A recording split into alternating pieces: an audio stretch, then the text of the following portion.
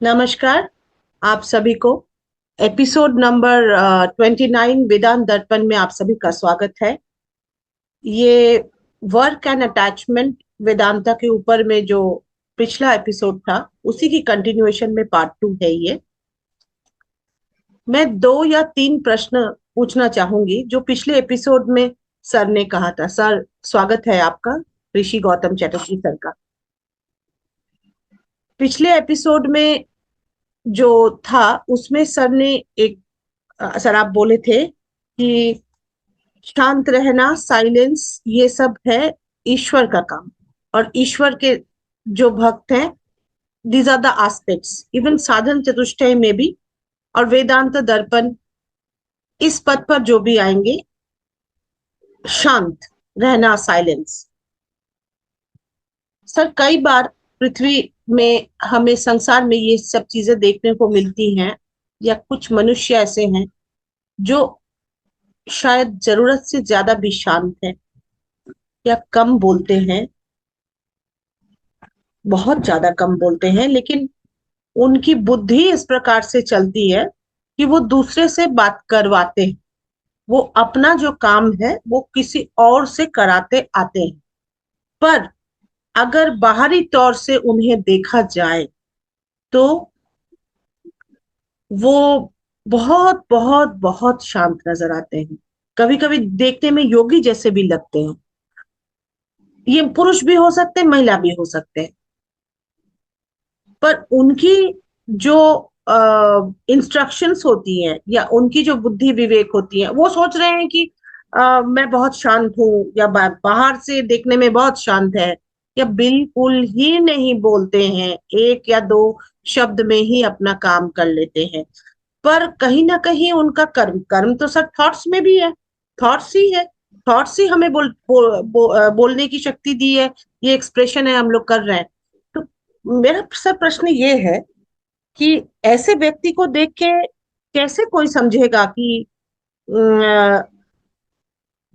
क्या ऐसे शांत रहना चाहिए।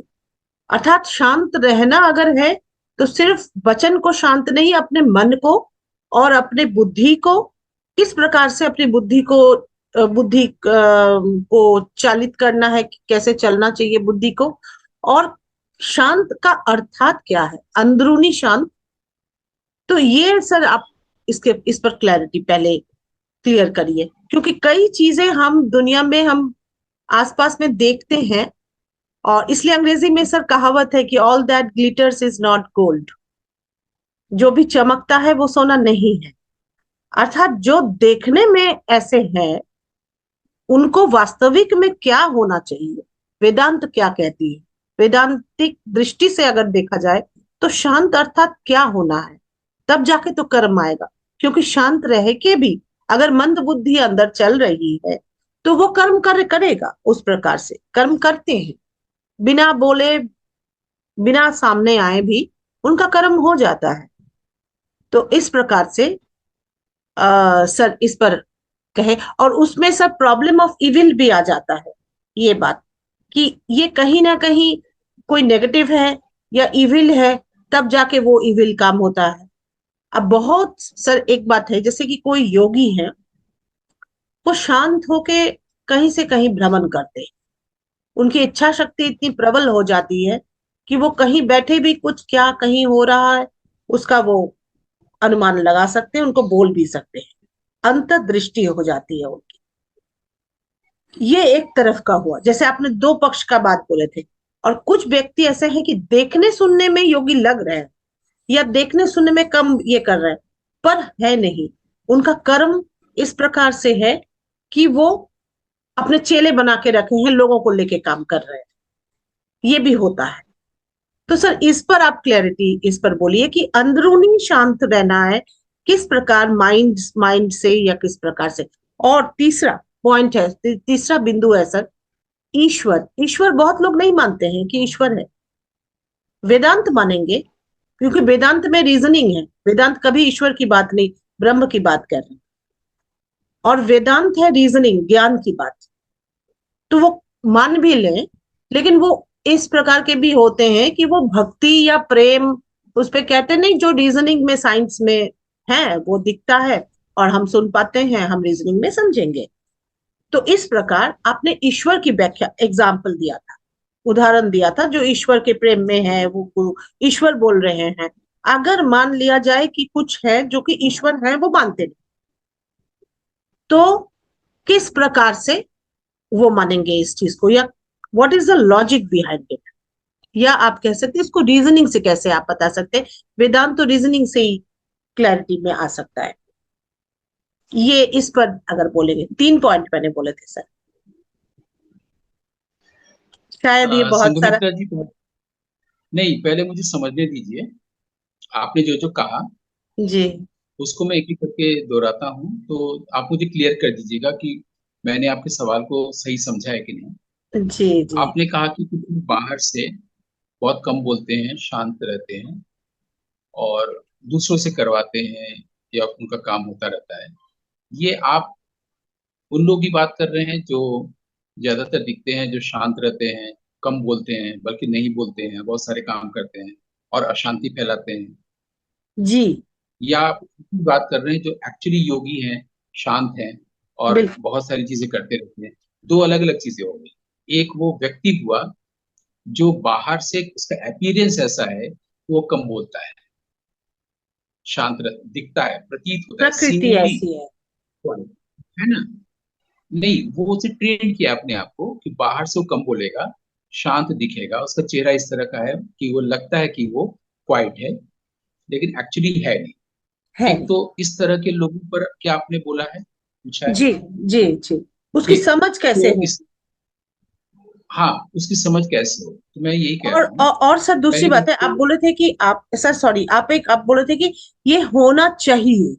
तो अगर इसको, ये शांत होना चाहिए, कोई शांत नहीं है, शांत होना चाहिए। अभी शांत होने की प्रैक्टिस कोई करे, लेकिन अंदरूनी शांत होना पहले जरूरी है, मेरा कहना ये हाँ, है। तो एक एक करके जी बढ़ते हैं, जी ठीक है? जी जी तो आप किसी आदमी को देख रहे हैं, आपको लग रहा है कि वो भीतर से शांत नहीं है, लेकिन बाहर से शांत शो कर रहा है या कम बोल रहा है और बहुत सारे काम वो लोगों से करवा रहा है ना? आपने शुरू में ये बोला, जी ठीक है? जी। तो एक बात हम लोग जानते हैं कि appearance is always deceptive, like the blueness of the sky.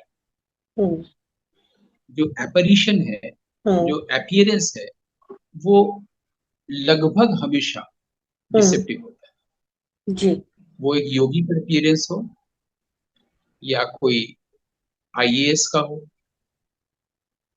या एक भिखारी का हो या एक राजा का, क्योंकि ये पहना पहना हुआ कपड़ा है, अपीयरेंस। अब पहना हुआ कपड़ा का मतलब है उसका व्यवहार, कैसे बोल रहा है, कैसे चल रहा है, कैसा वो दिखने की कोई कोशिश कर रहा है, कैसे वो अपने आप को प्रैक्टिस किया है कि हम इस ढंग से समाज के सामने आए। जी ऐसे बिल्कुल। सारे लोग, संज्ञाएं ली, मैंने नाम लिया, ऑफिसर, आईएएस ऑफिसर हो, राजा, भिखारी, ठीक है, राजा, प्रजा, कोई भी हो, ऐसे कोई भी हो सकते हैं सर। कोई जी। ऐसे में हमने तो नाम लिया कि ये सब आवरण है, या आवरण। वेल है। तो अपीयरेंस जो व्यक्ति का है वो दरअसल वेल, हम्म। घूंघट है, आवरण है, वो उसी चीज को छुपा रहा छुपा रहा है। अगर योगी के पास योगी होने का आवरण है, भिखारी के पास भिखारी होने का आवरण है, जबकि वो समृद्ध है, वो भीख मांगने के लिए उस आवरण को धारण किया है ताकि तभी लोग उसको भीख देंगे, है। जी। है ना? तो दुनिया में जो और लोग हैं, चाहे कोई ऑफिसर है, या किसी बड़े पद पर गया हुआ व्यक्ति है, वो इसी तरह से तो आवरण के द्वारा विफुल बना के उस बड़े पोस्ट तक गया है। या वो भिखारी हुआ है तभी तो कोई भिक्षा दे रहा है उसको। जी जितने भी लोग हैं सभी तो ले रहे हैं ना। जी। तो उसको ये इस बात का अज्ञान है कि वो आवरण लेगा तब उसको भिक्षा मिलेगी। हम्म एक नेता जब कुछ ऐसा चीज बोलेगा जिस पर आपको लगे हाँ ये नेता मेरा काम करे, तभी उसको आप वोट देंगे, उसको वोट मिलेगा। यानी बिल्कुल। हम लेने के लिए आवरण लेते हैं। जी। लेने के लिए अपीयरेंस, ठीक है। जब आपको लगता है किसी का अपीयरेंस ऐसा है, तो अपीयरेंस यानी कि डिसेप्टिव, धोखा। जी। और ऐसा वो लेने के लिए किया है, ये क्लियर हो गया। ठीक। अब हम आगे बढ़ते हैं, आगे बढ़ते हैं तो थोड़ी ऊंचाई पे जाते हैं। वो ये है, हम किसी दूसरे आदमी को समझने क्यों जा रहे हैं। हम किसी भी दूसरे आदमी को तब तक नहीं समझ सकते सचमुच में, जब तक कि हम अपने बारे में समझ न रखें, खुद को न जाने, यानी बिल्कुल। Self knowledge. हम अपने को जब जान जाएंगे तो इस पूरी ब्रह्मांड को जान जाएंगे, बिल्कुल। सब कुछ जान, क्योंकि ईश्वर को जान जाएंगे। ईश्वर ब्रह्मांड को कमांड कर रहा है। बिल्कुल सर, बिल्कुल सर। आपने कहा कि अंदरूनी शांति, तो आप तो उत्तर दे ही रही हैं कि बाहरी जी। शांति नहीं, वो अपीयरेंस है, अंदरूनी शांति, है ना। तो अंदरूनी शांति कैसे आती। मैंने पिछले एपिसोड में कहा था, अगर आप शांत होकर कर्म कर रहे हैं तो कर्म फल नहीं बनेगा। जी। ठीक, अब शांत होने की कोशिश आप कर रहे हैं, जितनी कोशिश करेंगी उतनी अशांत हो, क्योंकि शांत होने की कोशिश कौन कर रहा है, आप नहीं कर रहे हैं। वो व्यक्ति कर रहा है जो एग्जिस्ट ही नहीं करता, वो माइंड कर रहा है, वो थॉट कर रहा है। थॉट बिल्कुल। कोशिश कर रहा है कि थॉट को शांत करे, माइंडर कोशिश कर रहा है कि माइंड को शांत करे। माइंडर का जन्म ही माइंड से हो रहा है, यानी माइंडर ही माइंड को शांत करने की कोशिश कर रहा है, यानी और अशांत करेगा ना। जी। क्योंकि माइंडर जो है, व्यक्ति जो है, वो तो माइंड की उपज है। दरअसल वो एग्जिस्टेंस ही उसका कुछ नहीं है, वो तो थॉट है। थॉट ये गलतफहमी पैदा कर रहा है कि कोई थिंकर है, कोई व्यक्ति है, मैं हूं। जी। जी बिल्कुल। और तब वो बुद्धि यानी कि मेंटल फैकल्टी का यूज कर रहा है। तो थॉट, माइंडर, ईगो, इंटेलेक्ट, बुद्धि, सब एक ही है। बिल्कुल। माइंड में डिफाइलमेंट है, अशुद्धि है, तो बुद्धि अशुद्ध होगी ही। इम्प्योर हो, वो गलत बिल्कुल। काम करेगी नहीं। बाहर से अपीयरेंस शांति का है, वो अशांति फैलाने का काम कर रहा है। बिल्कुल।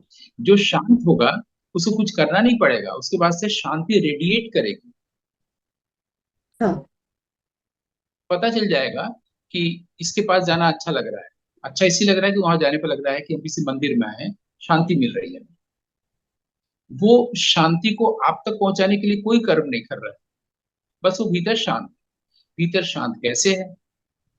भीतर शांत ऐसे है कि उसको इस बात की समझ हो गई है, उसको इस बात का ज्ञान हो गया है, माइंड इटसेल्फ इज अशांत। माइंड का मतलब ही अशांति। माइंड बिल्कुल। का मतलब थॉट। थॉट। माइंड का मतलब थॉट, और थॉट का मतलब रेस्टलेसनेस। रेस्टलेसनेस, वो कुछ ना कुछ करेंगे, एक्शन में आएंगे, बिल्कुल। ठीक है। माइंड का मतलब कॉन्ट्रडिक्शन। माइंड का मतलब ये है कि मैं अभी आपसे बात करना चाह रहा हूं, और अभी मैं किसी और जगह पर जाके चाय पीना चाह रहा हूं। हम्म। एक ही समय में कॉन्ट्रडिक्टरी डिमांड, स्थिर और गति। जैसे डांस में होता है गति और स्थानक, दोनों ही एक साथ होता है तब एक कपल साथ। बनता है। उसी तरह से माइंड का कपल ऐसे बनता है, वो एक ही समय में दो परस्पर विरोधी इच्छाएं करता है, कि अभी मैं बनारस में भी रहना चाहता हूँ, अभी मैं अमेरिका में भी रहना चाहता हूँ। जी। तो इसका मतलब है कि उसकी ऐसी मूर्खतापूर्ण सोच के कारण ही तो रेस्टलेसनेस होगा। हमारा सेंट्रल नर्वस सिस्टम इसी से तो बिगड़ता है। यानी अगर हम माइंड की बात को जब नहीं मानते, फिर कुछ नहीं करना पड़ता है। हमारा नेचर है, इन्नेट नेचर है शांत। हाँ। इसीलिए लोग मेडिटेट करते हैं। मेडिटेशन का लोगों के लिए मतलब ये है कि थॉट को देखना, थॉट को स्लो डाउन करना, जिसके मैं पक्ष में नहीं हूँ। क्योंकि आज आज हम स्लो डाउन करते हैं, अगले दिन ब्रश करते करते फिर रशेज आ जाती हैं, एक गश ऑफ थॉट्स, है ना। उसका कोई मतलब मेडिटेशन का, प्राणायाम का, योगा या योगा, इसका स्पिरिचुअलिटी का से, सेल्फ रियलाइजेशन से कोई लेना देना ही नहीं है। क्योंकि हम लोग प्राणायाम योग करते हैं शरीर के अभ्यास के लिए, और जो मेडिटेशन करते हैं वो करते हैं माइंड के लिए। यानी माइंड के लिए मेडिटेशन करते हैं। एक माइंड चाहिए ना, तभी तो मेडिटेट करेंगे, थॉट को देखेंगे। यानी हम माइंड को और पुष्ट करते हैं ना। हम लोग को थोड़ी देर बाद लगता है कि शांत हो गए, मेडिटेशन मैं रोज करता हूँ, ऑब्लिक करती हूँ, अगले दिन उसके बाद फिर अशांति आ जाती है। उसके बाद ये समझ ही किसी ने नहीं दी है, माइंड के कारण ही तो अशांति है। आप माइंड को 58 साल तक जीवित हैं, 67 साल तक जीवित है, 90 साल जीवित है, आप माइंड को कंट्रोल करने की कोशिश करें जो कंट्रोल हो ही नहीं सकता, क्योंकि माइंड का जो कंट्रोलर है वो माइंडर है। माइंड ही माइंड को कंट्रोल कंट्रोल करने का भ्रम दे रहा है उसको, जो व्यक्ति है जो एग्जिस्ट ही नहीं करता। ये सब सुनने में थोड़ा रहस्यमय लग सकता है, लेकिन मैं इसको पिछले एपिसोड में बता चुका हूँ। माइंड के कारण माइंडर है, जिसके कारण उसको लगता है मैं कुछ हूँ, और वो मैं दरअसल कुछ होता ही नहीं, क्योंकि माइंड थॉट नहीं है तो बाहर का ऑब्जेक्ट नहीं है, वर्ल्ड नहीं है। माइंड नहीं है तो वर्ल्ड नहीं है, माइंड नहीं है तो माइंडर नहीं है। जब उसको बिल्कुल। ये एहसास हो जाएगा, तब वो जब कुछ नहीं है, नथिंगनेस में है, एम्प्टीनेस में है, तो वो विराट हो गया है, तब वो बड़ा मैं हो गया है, तब वो अस्तित्व हो गया है, तब वो ईश्वर हो गया है। तो ईश्वर पर बिल्कुल। विश्वास करने और अविश्वास करने की जरूरत ही नहीं है। सिंपल है कि वो थॉट न हो, थॉट का न होना, उसके भीतर जो स्वाभाविक रूप से समुद्र है शांति का, ट्रैंक्विलिटी है, वो अपने आप फ्लो करने लगेगा। जो मैंने कभी बताया था कि जब कोई लड़का किसी लड़के से, दोस्त से या लड़की से मिलने जाता है और खुश होता है, उसको कोई डिजायर नहीं होता है, क्योंकि उसका जो ईगो है वो रुक जाता है, भीतर जो खुशी है वो बहने लगता है। वो क्रेडिट देता है अपनी गर्लफ्रेंड, बॉयफ्रेंड या दोस्त को, जिसका कोई क्रेडिट नहीं है। जब डिजायर नहीं होता है, ईगो नहीं होता है, माइंड नहीं होता है, उसके भीतर की खुशी जो ऑलरेडी है वो बहने लगता है, जो ब्लिस है, जो तुरियानंद है। और ये सारी चीज के भीतर है। यही सब गुण तो ईश्वर का भी है, उसको ईश्वर अलग से खोजने की जरूरत नहीं है। फोटो में, बिल्कुल। मंदिर में, माता पिता में, किसी व्यक्ति में, किसी नेम एंड फॉर्म में, एंथ्रोपोमॉर्फिज्म में, किसी चीज में नहीं। वो तो खुद ही ईश्वर है। तो ढूंढ किसे रहा है, विश्वास किसे करने जा रहा है? मैं ईश्वर में विश्वास करता हूँ, तो मैं और ईश्वर दो व्यक्ति हुए ना। बिल्कुल। सेंस ऑफ सेपरेशन जो ला रहा है वही इविल है, वही हाँ, लूसीफर है। वो लूसीफर है। रविंद्रनाथ कह रहे हैं कि घाट नहीं होगा तो नदी का परिचय है आगे बढ़ना, हम्म। समुद्र से मिलने के लिए। घाट होगा तभी नदी आगे बढ़ेगी, घाट नहीं होगा तो पानी फैल जाए। इसलिए घाट जी। का होना जरूरी है। घाट इविल है। ये रविन्द्रनाथ का इविल को प्रॉब्लम सॉल्व करने के लिए वो साधना में ये बात बोल जी। रहे हैं। लेकिन हम कह रहे हैं, जब थॉट नहीं है, माइंड नहीं है, आप शांत हैं। और जो आप शांत हैं तो कर्म कर रहे हैं। हमने किसी के एपिसोड में प्रेम को डिफाइन करते हुए बताया था, या अटैचमेंट को, आसक्ति को डिफाइन करते हुए बताया था। कैसे कोई जाने कि आसक्ति है? वो ऐसे जाने कि जिस वस्तु, व्यक्ति या विचार को लेकर वो परेशान हो रहा है, यानी उस वस्तु, व्यक्ति या विचार के साथ उसकी आसक्ति। जी। अगर किसी वस्तु, अगर किसी व्यक्ति या किसी कंसेप्ट को लेकर उसके पास कोई परेशानी नहीं है, यानी उस वक्त आसक्ति नहीं है। ये मैंने डिफाइन किया। हम्म। ठीक है। अब ये आसक्ति, अच्छा ये जो थॉट है, माइंड वो तीन ही चीजों पर सोच सकता है। किसी इंसान पर, किसी ऑब्जेक्ट पर, वस्तु पर, या किसी कंसेप्ट पर, आइडिया पर, कि मेरे पास बहुत अच्छा एक आइडिया है। इन तीनों को हटा दिया जाए, डिस्कनेक्ट हो जाएगा, हमारे सेंसेस से पूरा वर्ल्ड डिस्कनेक्ट हो जाएगा, माइंड का एग्जिस्टेंस ही नहीं रहेगा। जी। माइंड इन तीनों चीजों में मूव कर सकता है, इसके अलावा उसको कुछ दिखता ही नहीं, अंधा है। तो जब माइंड का को हम माइंड के रोल को कह रहे हैं, तो चुपचाप हो जाओ, तुम्हारी बात नहीं मानेंगे। तो हम जब माइंड से अलग हट जा रहे हैं, यानी माइंड के मकान से हार्ट के घर में आ रहे हैं, यानी प्रेजेंट मोमेंट में आ रहे हैं, तो ऑलरेडी हमारे भीतर जो शांति है वो बह रहा है, और हम शांत हो गए हैं। शांत होने की कोशिश नहीं कर रहे हैं, वो शांति ही ईश्वर है। जी। माइंड के कारण हम बोलते हैं, जब माइंड नहीं है तो हम मौन में हैं। मौन हमारा स्वाभाविक नेचर है, इनेट, इंट्रिंसिक नेचर है हमारा, जी। अस्तित्व का। मैं जो विराट रूप हूं उसका, अलग से ईश्वर खोजने की या विश्वास करने की जरूरत नहीं है।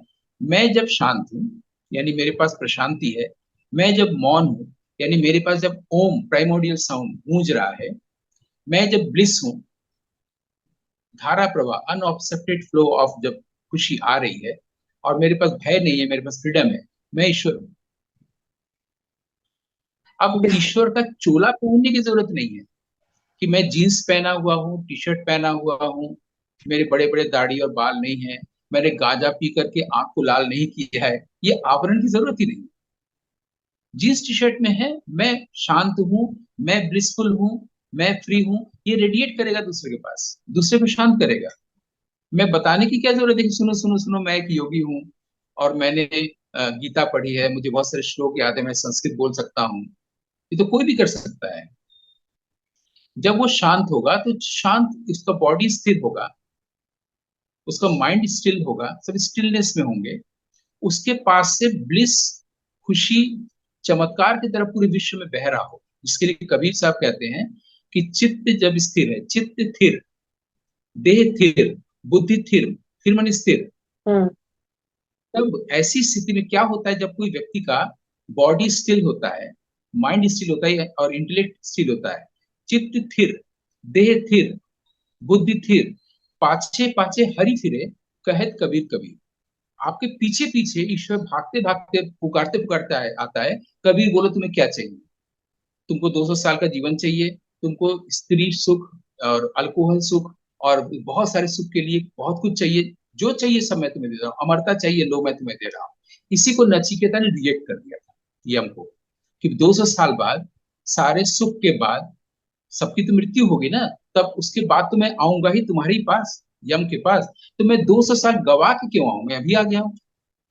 इसी पर यम खुश हुआ नचिकेता से, कठोपनिषद में है कि खुश हुआ, इसके बाद लालच नहीं है। और तब उसने ज्ञान दिया कि मृत्यु के पार क्या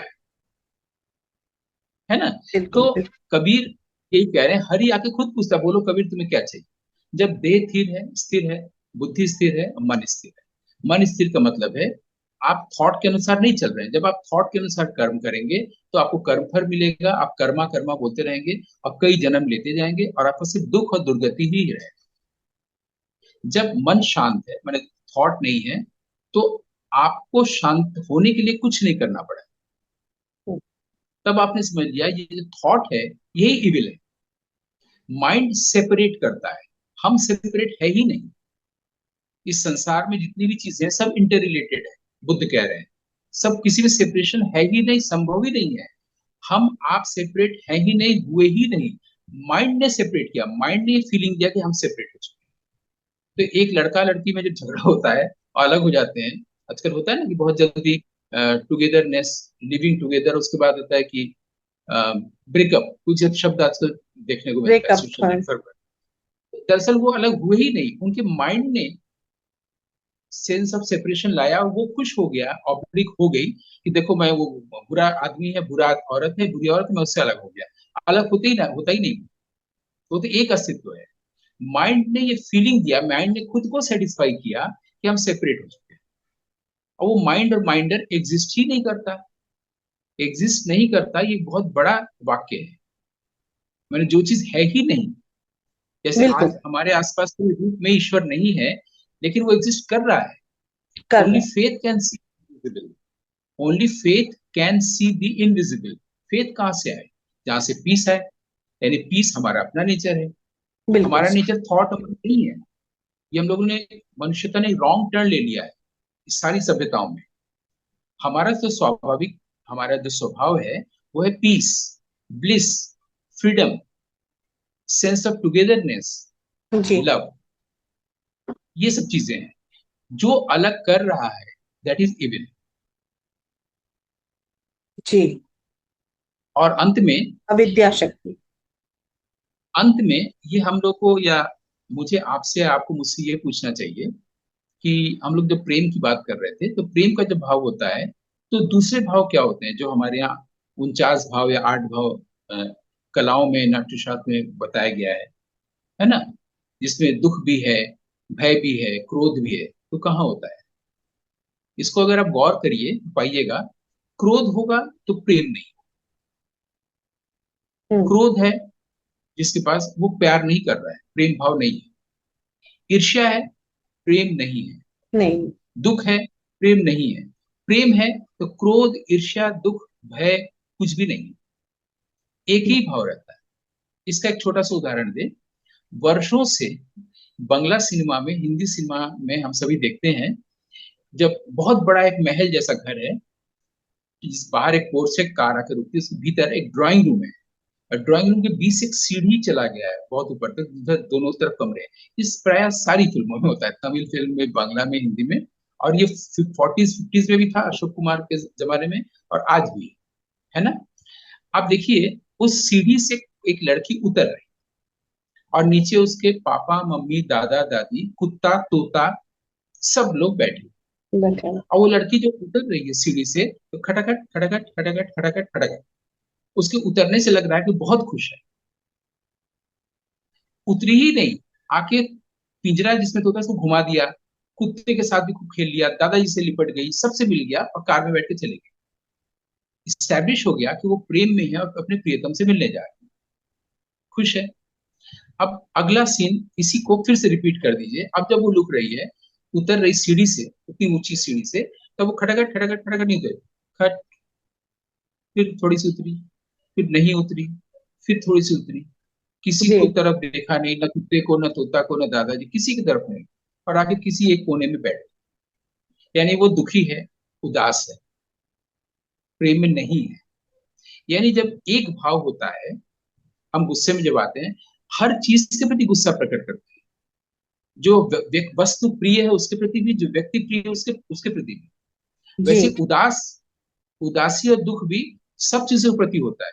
तो जब वो लड़की उदास है, दुखी है, तब वो प्रेम कहाँ गया? और जब वो प्रेम में है, तब दुख और उदासी और ईर्ष्या कहाँ गई? इसका मतलब एक समय में एक ही चीज रहेगा, एक ही भाव रहता है। तो जब प्रेम होगा, तो जो इविल है, जो लुसीफर है, वो नहीं रहेगा। जी। इति। आपको सारे प्रश्नों के उत्तर मिल गए या कुछ बचा रह गया? जी सर, बहुत अच्छा रहा आज का ये एपिसोड। ये प्रॉब्लम ऑफ इविल जो है, ये बहुत क्लैरिटी से आपने बहुत अच्छा बताया कि किस प्रकार से।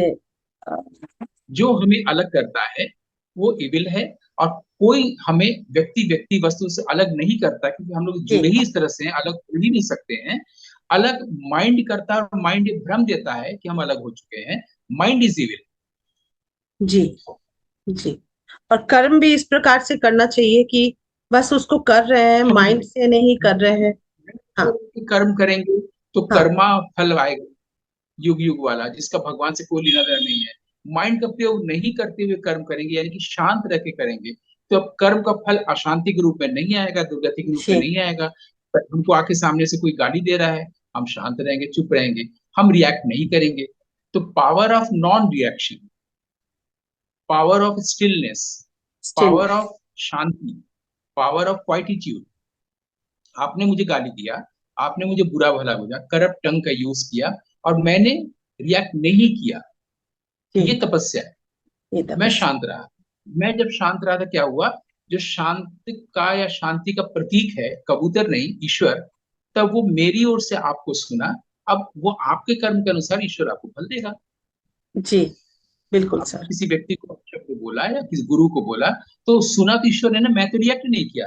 पावर बिल्कुल। ऑफ नॉन रिएक्शन, मैंने रिएक्ट नहीं किया। अब वो सुना ना, शांति ने सुना, मैंने नहीं बोला, उसने चुपचाप सुन लिया।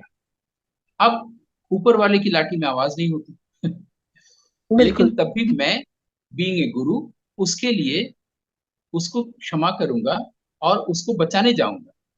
क्योंकि सांप उसको काटने आ रहा है, जो खिड़की से देखने जा रहा है कि रामकृष्ण परमहंस माँ शारदा के साथ सचमुच माँ मान रहे हैं या कुछ ही उस संसर्ग की स्थिति में है। उसको सांप काटने आ रहा है उसकी बुराई के कारण, कर्म का फल। और रामकृष्ण उसको बचाने जा रहे हैं सांप से, सावधान करने जा रहे हैं। इतनी सारी बातें तो कितनी सुंदर ढंग से हम लोग को समझाई गई है। बस जी इसको सर, जीने बिल्कुल। की बात है। जीने की बात है और सर। हम जिएंगे तभी जब हम माइंड की बात नहीं मानेंगे, थिंक नहीं करेंगे। जी। वेस्टर्न वर्ल्ड थिंक करता है, रीजन की बात करता है, रीजनिंग से हाँ। चलता है। हम लोग इंट्यूटिवली इंसाइट की बात करते हैं, इंट्यूशन की बात करते हैं। वेदांत जो है वो इंटेंस इंट्यूटिव विजडम की बात करता है, इंसाइट की बात करता है। बिल्कुल। और उसमें रीजनिंग है जो पश्चिम के रीजनिंग से अलग, जिसको हम लोग बिल्कुल। फिर कभी बात कर सकते हैं। लेकिन हम लोग अगर शांत हैं पहले से ही, तो रिएक्ट ही नहीं करेंगे, तो कर्म का फल ही नहीं बनेगा। नहीं अब बनेगा। जिस पर हम कर रहे हैं उसका तो कर्म पहले ही बन गया, तो फल उसके पास जाएगा ही।